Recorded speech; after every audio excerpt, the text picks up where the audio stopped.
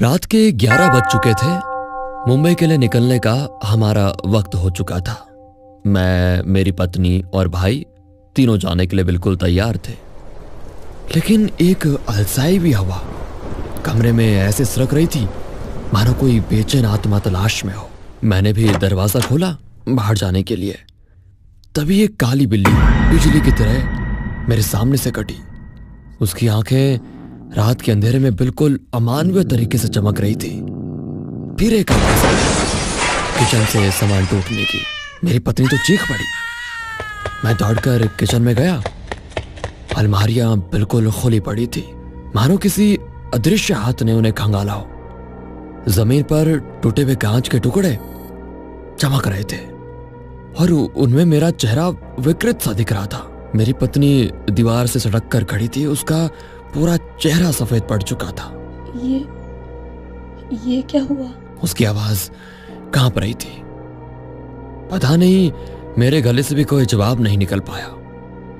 उस काली बिल्ली का रास्ता काटना और ये टूटा हुआ कांच, ये कोई अच्छा संकेत नहीं था। ये मुंबई जाने से हमें रोकने के लिए एक भयावह चेतावनी थी।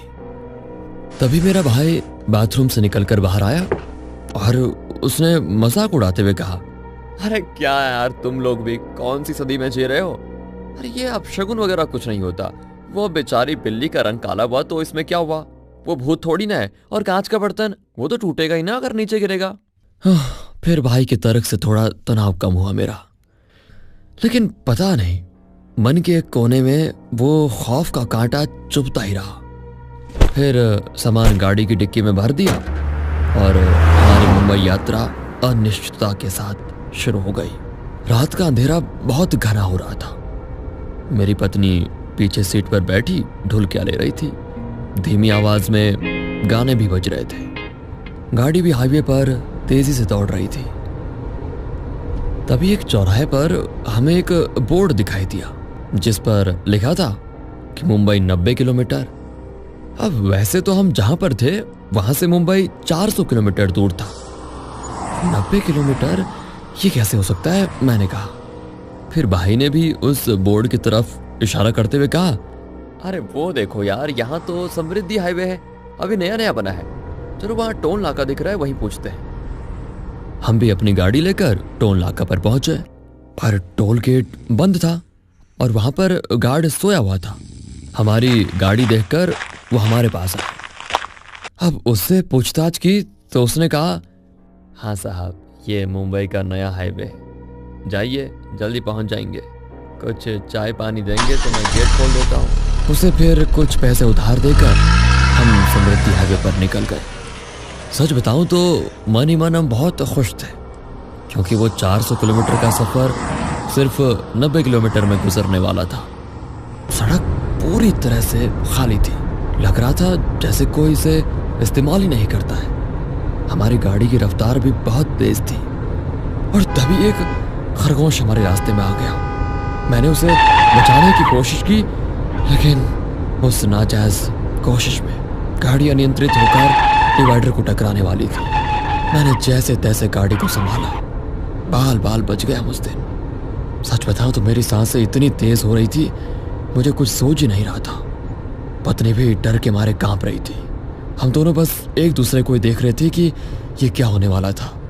तभी मेरे भाई ने भी कहा, यार मुझे तो कुछ दिखाई नहीं दिया, लेकिन एक बात है जो मैं कब से सोच रहा हूँ कि इतने वक्त से एक भी गाड़ी आती जाती नहीं दिख रही है। क्या बात है? और मैं सच बताऊं तो ये सुनकर मेरी रूह दोबारा कांप गई, क्योंकि भाई की बात सच थी। इतने समय से एक भी गाड़ी हमें दिखी नहीं थी। हाईवे पूरी तरह से खाली था। तभी मेरी पत्नी ने कहा, अरे कौशल तो पिछले महीने ही इसी रास्ते से नासिक आया था, शायद उसे पूछते हैं। रात के फिर 1 बज रहे थे। कौशल को फोन लगाया। उसने कहा, हेलो, हाँ भैया, कहाँ पहुंचे?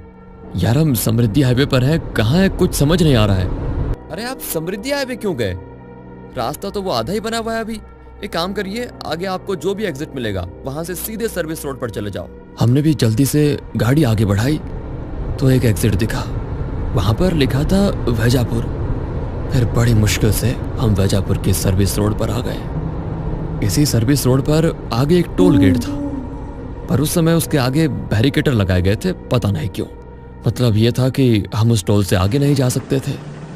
हमने भी गाड़ी पीछे ली तो पीछे रोड ख़त्म थी।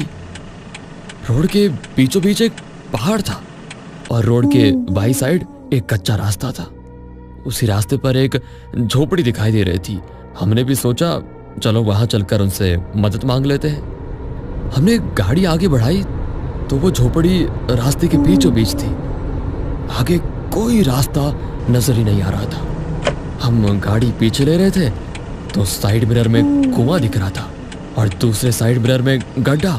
मतलब डर और दुविधा में हम ऐसे फंस गए थे कि क्या बताएं। आगे बढ़े तो रास्ता बंद, पीछे मुड़े तो खतरा, कुछ समझ नहीं आ रहा था। तभी मेरे भाई ने कहा रुक जा, मैं नीचे उतर कर देखता हूँ। वो नीचे उतरा तो पीछे ना तो कुआं था और ना ही गड्ढा। फिर हम बड़ी मुश्किल से गाड़ी को सर्विस रोड पर लेकर आए। तभी हमारे सामने से एक कार तेजी से आई और टोल गेट को क्रॉस करके चली गई। लेकिन हैरान करने वाली बात यह थी कि अब उस टोल नाके पर कोई बैरिकेडर ही नहीं था। हम भी तेजी से उस कार के पीछे निकल गए और पुराने वाली मुंबई रोड पर आ गए। हमें इतनी खुशी भी ना कि क्या बताऊं, क्योंकि उस भयानक जगह से हम निकल गए थे। हमें नहीं पता कि वो क्या था, लेकिन हम जानते थे वो कोई साधारण घटना तो नहीं थी। वो एक भयावह किस्म का अनुभव था जिसे हम कभी नहीं भूल सकते। दोस्तों, ये कहानी सुनकर आप सभी के मन में एक ही सवाल उठ रहा होगा, क्या ये सब भ्रम था या इसके पीछे कोई अलौकिक शक्ति का हाथ था? ये कहानी निश्चित रूप से रहस्यमय और डरावनी है। रात में खाली हाईवे, अजीबोगरीब आकृतियाँ, गायब हो जाने वाला रास्ता और वो झोपड़ी, ये सारी चीज़ें हमारे मन में डर पैदा कर देती हैं। लेकिन क्या ये सब सच था या सिर्फ थकान और डर के कारण हमारा भ्रम था? प्लीज़ कमेंट करके ज़रूर बताइएगा।